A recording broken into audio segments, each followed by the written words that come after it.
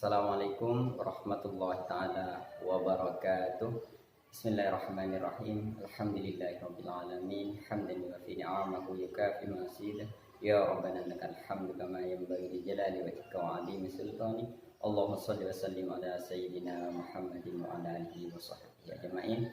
Alhamdulillah, sekarang kita masih diberikan kesempatan oleh Allah Subhanahu wa taala juga berupa kesehatan sehingga kita bisa melaksanakan aktivitas kita yang insya Allah dengan harapan aktivitas kita diridhoi oleh Allah Subhanahu wa taala. Amin ya rabbal alamin. Mari kita lanjutkan pelajaran PAI kita, yaitu pelajaran agama Islam. Minggu yang lalu kita sudah mempelajari tata cara berwudu. Di antaranya yaitu baca niat, kumur-kumur, basuh tangan, basuh hidung dan semuanya sampai selesai. Sekarang kita akan mempraktekkannya mulai dari baca niat sampai baca doa setelah wudhu. Kita akan mulai praktekkan. Namun sebelumnya kita ketahui bahwasannya wudhu ini merupakan salah satu cara untuk menghilangkan amarah kita. Jadi kalau anak-anakku di rumah, nanda-nanda di rumah lagi marah, lagi kesel, silakan ambil wudhu, kemudian duduk, tenangkan, insya Allah akan hilang marahnya.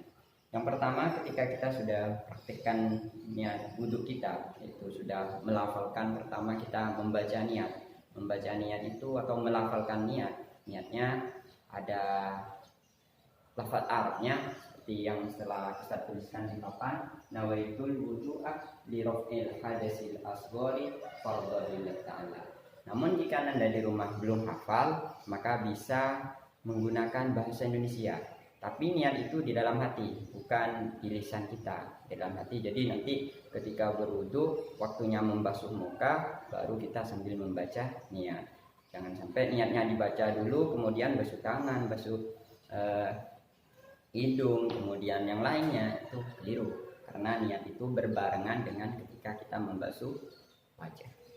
Yang pertama kita niat membaca niat hendak berwudu. Berwudu kita baca niat, artinya melafalkan nawaitul wudu'a li raf'il hadasil asghari fardhu lillahi ta'ala, adalah lafalnya. Kemudian kita berdoa sebelum berwudu, yaitu bisa membaca Bismillahirrahmanirrahim atau Allahumma ij'al hadzal ma'a tahuran. Itu. Tapi kalau ketika kita wudhunya itu di dalam kamar mandi atau di tempat-tempat yang lainnya, di WC misalnya, maka tidak boleh membaca basmalah, tidak boleh membaca doa yang ada lafaz Allah dan Rasulnya, ya. Kemudian setelah membaca niat wudhu, yang kedua kita mencuci kedua telapak tangan. Ini namanya telapak tangan. Ini telapak tangan. Kita cuci dua telapak tangan, kita cuci sampai belakangnya, jarinya kita cuci. Kita bersihkan kuku-kuku kita dulu. Takut ada kotoran, kukunya yang panjang itu bersihkan agar air bisa masuk ke dalam. Kemudian setelah itu tangan sudah bersih, kita berkumur-kumur. Berkumur-kumur itu 3 kali, ya, 3 kali. Kalau kita menghadap ke barat seperti ini, maka kumur-kumurnya itu dibuang ke samping kiri, jadi ke selatan. Itu 3 kali. Setelah itu, setelah kumur-kumur, kita dilanjutkan memasukkan air ke dalam hidung. Ambil air, dihirup, kemudian dibuang ke sebelah kiri. Hirup, dibuang kiri, hirup, dibuang kiri. 3 kali juga. Ini adalah sunnah. Itu sebelum berwudu. Terus kumur-kumur sudah, masukkan hidung sudah, kemudian membasuh wajah 3 kali. Sekarang cara membasuh wajah. Wajah, yang namanya wajah ini dari mulai tumbuhnya rambut kita bagian atas terus ke samping sampai di telinga ini. Nah, di sini kemudian ke bawah sini. Ini adalah wajah. Jadi ini yang harus dibasuh semuanya pakai air. Jadi Nanda ketika di rumah mau wudhu, jangan sampai wudhunya cuma segini. Nah, kalau segitu wajah depan saja, yang pinggirnya enggak kebagian, di sini enggak ada.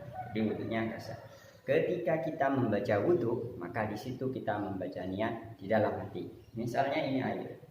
Air kita tuangkan, ini sambil menuangkan air, kita baca niat di dalam hati. Niat saya berwudhu untuk menghilangkan hadas kecil, tapi di dalam hati, jangan ada suara, karena di dalam hati kan. Niatnya itu, niat tempatnya adalah di dalam hati dan harus bersamaan ketika kita mencuci wajah kita, membasuh wajah kita. Jadi dari sini, dari tumbuhnya rambut sampai ke bawah. Oh, kalau jenggotnya besar banyak sekali, itu cukup di luarnya. Kalau tipis ya punya Ustadz ini harus tembus ke dalam kulitnya ya. Setelah wajah 3 kali, maka 1 kali misalnya cuci 1 kali sah, tapi tidak mendapatkan pahala kesunatan karena sunnahnya itu adalah 3 kali.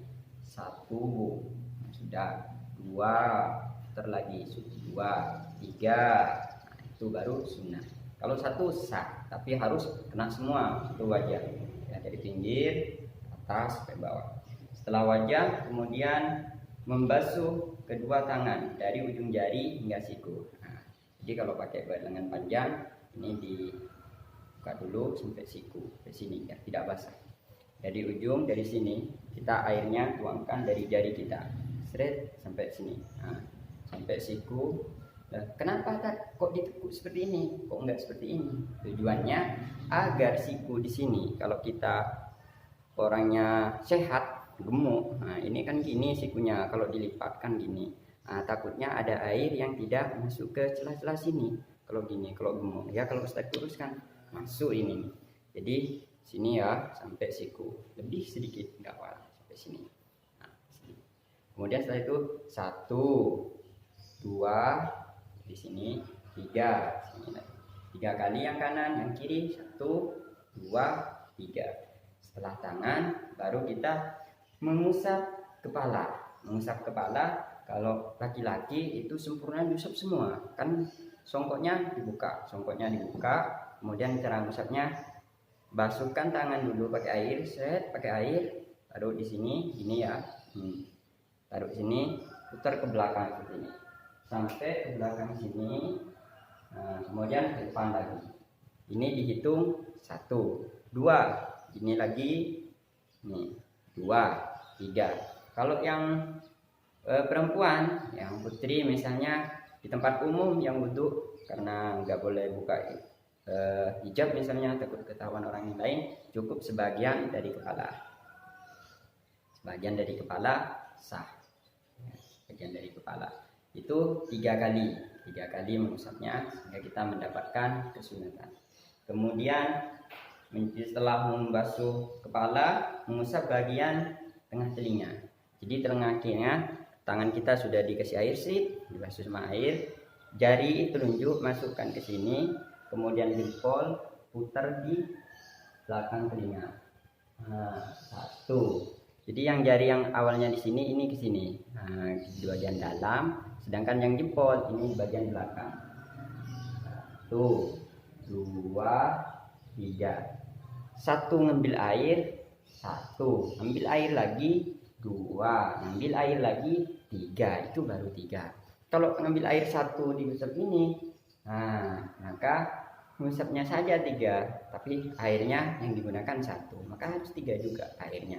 Ambil air 1 sampai 3 kali. Yang kanan terlebih dahulu, kemudian yang kiri 3 kali juga. Setelah telinga, maka kita membasuh kedua kaki hingga batas mata kaki.